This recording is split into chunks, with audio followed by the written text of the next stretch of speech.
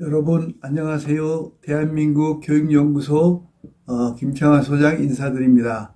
오늘 이 시간에는 스트레스를 이기는 생활자세 37가지에 대하여 여러분과 함께 말씀을 나누어 보고자 합니다. 스트레스는 만병의 근원이며 장수의 치명적이라는 것을 여러분은 너무나 자명하게 알고 계시는데, 이런 스트레스에 대하여 수수방관만 하시지 마시고 이 스트레스를 얼마든지 스스로 해소해 나갈 수 있는 것임을 기억하셔야만 합니다.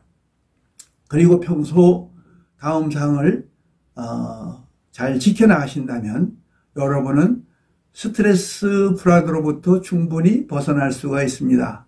첫째, 지금 당면한 문제가 무엇인지 파악해야 합니다. 내가 전전긍긍하고 있는 문제가 무엇인지를 먼저 정확히 알아내야 합니다. 자기 자신과 정면으로 이야기를 나누어 보면 좋습니다.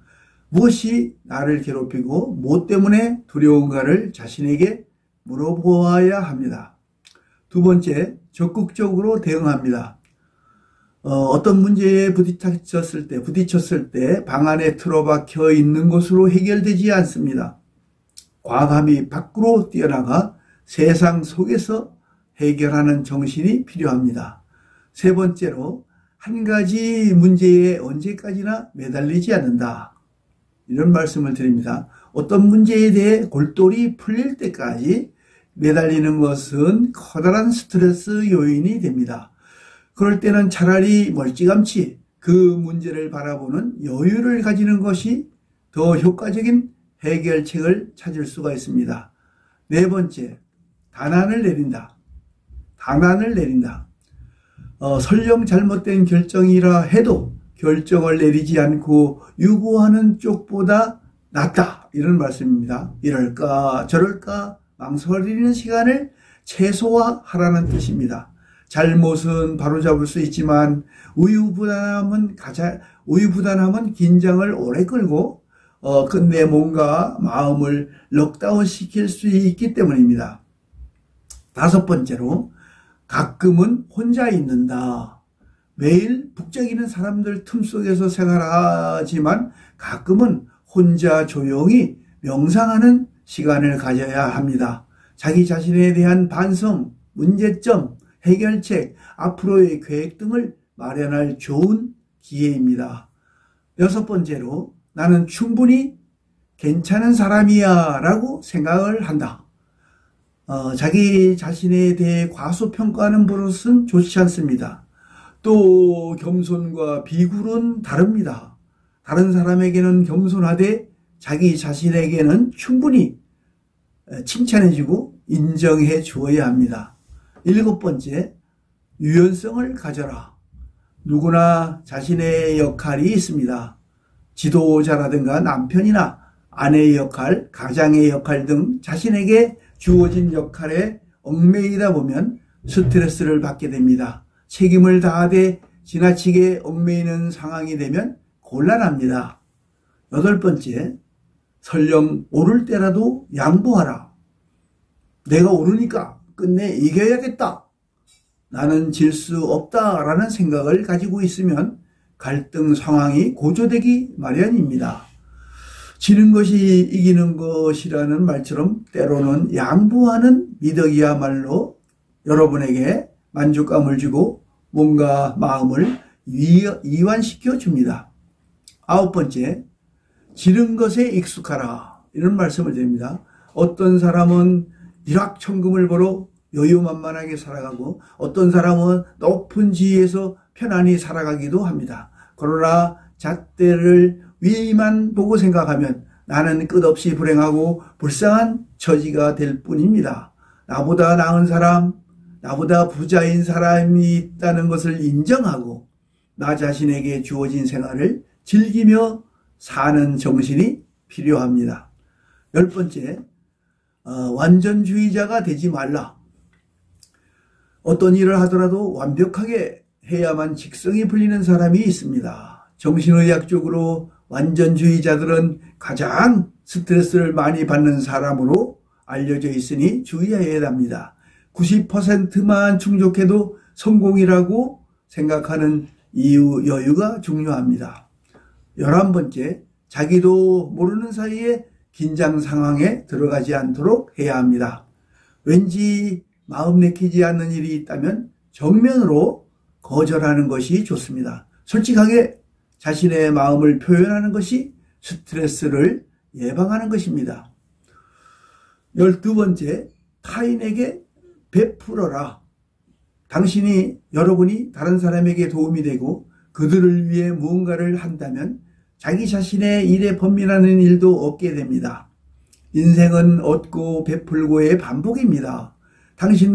여러분도 무의식 중에 다른 사람의 도움을 받고 사는 셈이므로 틈만 나면 타인을 위해 베풀도록 해야 합니다. 이것이 정신 위생을 위한 보약이 됩니다. 13번째, 규범에 어긋나는 일을 하지 않는다. 규범에 어긋난 일을 하지 않는다. 어딘지 꺼림직한 일을 하면 죄책감을 느끼게 됩니다. 죄책감이야말로 커다란 스트레스 요인이 됩니다. 14번째, 정신적인 상담자를 마련해 둔다. 정신적인 상담자를 마련해 둔다. 문제가 생겼을 때 정신적으로 의지할 수 있는 사람을 평소 만들어야 합니다. 터놓고 얘기할 수 있는 사람을 만들어야 합니다. 15번째, 타협하라. 원리 원칙에 매여 사는 사람은 피곤합니다. 인간관계에서 적당히 타협하는 정신이야말로 유연한 생활을 하는 지름길이 됩니다. 16번째, 과로하지 않는다. 목표를 가지고 나아가다 보면 때로는 과로인 줄도 모르고 매달리게 되지요. 이것이 축적되다 보면 몸과 마음을 회복할 수 없는 지경에까지 이를 수 있게 됩니다. 17번째, 한 번에 한 가지 일만 한다. 한 번에 한 가지 일만 한다. 가장 중요한 일의 순서를 정해서 우선순위대로 일을 진행해 나가는 것이 좋습니다. 이것저것 해야 할 일을 모두 다 걱정한다면 긴장은 자연히 따를 수밖에 없습니다. 18번째, 환경을 바꾸어 봅니다. 정신적으로 긴장이 해소되지 않는다고 느끼면 일어나 휴식의 장소를 바꾸어 보는 것이 좋습니다. 여행을 떠나거나 집안의 분위기를 바꾸는 것도 한 방법이 되겠습니다. 19번째, 충분한 수면을 취한다. 충분한 수면은 만병통치약입니다.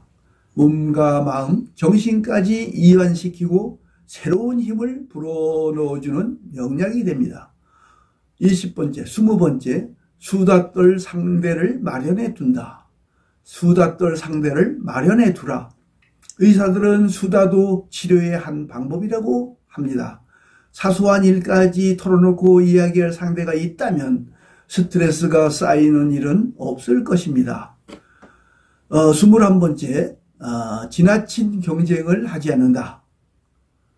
경쟁은 직장, 학교, 스포츠 등 현대 사회에서는 어느 부분을 막론하고 뒤따르고 있습니다. 하지만 지나친 경쟁력에 사로잡힌다면 온몸은 긴장 상태를 벗어날 수가 없는 것입니다.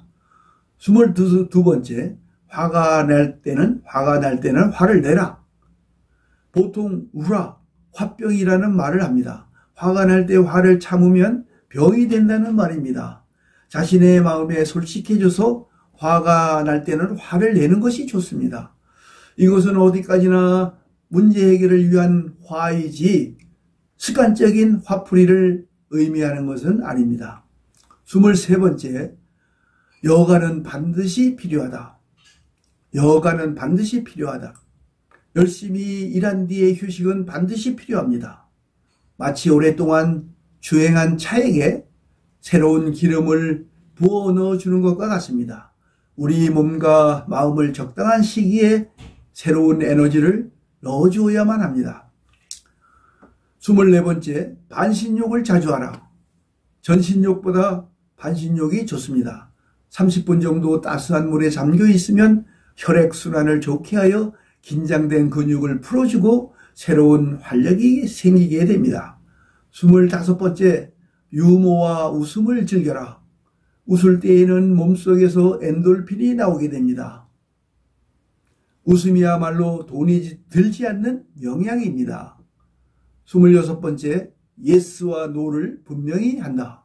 예스와 노를 분명히 한다. 마음이 약한 사람은 내키지 않는 일을 생각해놓고 밤새도록 뒤척이며 고민합니다.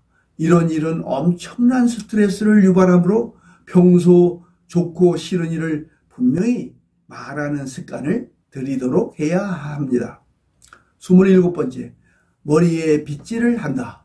머리에 빗질을 한다. 머리를 빗는 것은 두뇌를 마사지함으로써 혈액순환을 좋게 하고 머리와 이마, 목에 경직된 긴장을 해소해주는 효과가 있습니다. 50회 정도 천천히 머리를 빗으면 좋습니다. 28번째, 나의 스트레스 정도를 측정합니다. 스트레스가 어느 정도인지 정확히 파악해야 합니다. 초기에는 쉬운 방법으로 해소될 수가 있지만 스트레스 정도가 심할수록 회복하기 힘들다는 것을 알아야 합니다. 29번째, 잘못을 바로잡는다. 실패는 성공의 어머니라는 말도 있고 완전한 인간은 없다고 말합니다. 실수나 실패를 통해 당신은 더욱 성장하고 발전한다는 사실을 이해해야 합니다. 지금 나에게 잘못이 있다면, 무슨 일인가 잘못이 되어 있다면 망설이지 말고 바로 잡으면 됩니다. 30번째, 변명을 하지 않는다. 무엇 때문에, 누구 때문에 라는 말은 자기 합리화일 뿐입니다. 설령 그래서 스트레스를 받았다고 해도 결국 문제는 나에게로 귀착됩니다. 변명할 시간에 자기 자신을 위한 일을 시작해야 합니다. 31번째, 남을 원망하지 않는다. 남을 원망하고 있을 때는 무언가 일이 잘 되지 않을 때입니다. 하지만 인생 문제의 대부분은 나의 잘못에서 비롯됨을 알아야 합니다. 내 탓이요를 생각하며 자신의 문제를 바로 잡도록 노력합니다. 32번째, 불평의 원인을 분석한다. 불평의 원인을 분석한다. 불평이 없을 수는 없습니다. 작든 크든 불평이 생기면 그것을 방치하지 말고 왜, 무엇 때문에 불평스러운가를 분석해야 합니다. 원인을 알면 해결은 쉽습니다. 33번째, 현실적이 되라. 언제까지나 꿈과 상상 속에서 미래에 대한 환상으로 살아갈 수는 없습니다. 현실적으로 필요한 일은 무엇이고 구체적인 돈의 액수는 얼마가 필요한지를 정확하게 파악해야 내가 무엇을 어떻게 할지가 정해집니다. 구체적인 판단은 스트레스를 줄여줍니다. 34번째, 일상의 규칙적인 일을 바꾸어 본다. 하루하루 틀에 박힌 듯 똑같은 생활을 하다 보면 잡다한 일에 실증이 나고 스트레스를 낳을 수 있게 됩니다. 이럴 때는 매일 똑같이 반복하는 일을 바꾸어 보는 것입니다. 예를 들면 매일 버스를 타고 다녔다면 지하철을 이용하거나 자주 다니던 마트를 다른 곳으로 옮겨본다든가 평소 낮에 하던 일을 밤에 한다든가 무엇이든 평소 때와 바꾸어 보면 신선한 느낌을 받을 수 있습니다. 35번째, 마사지를 받는다.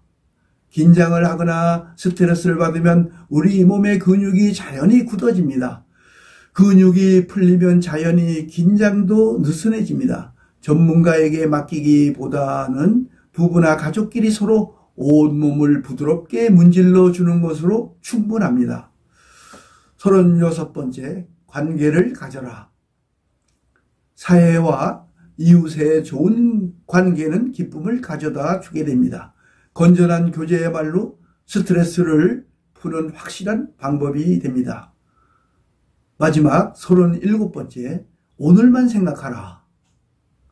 오늘만 생각하라.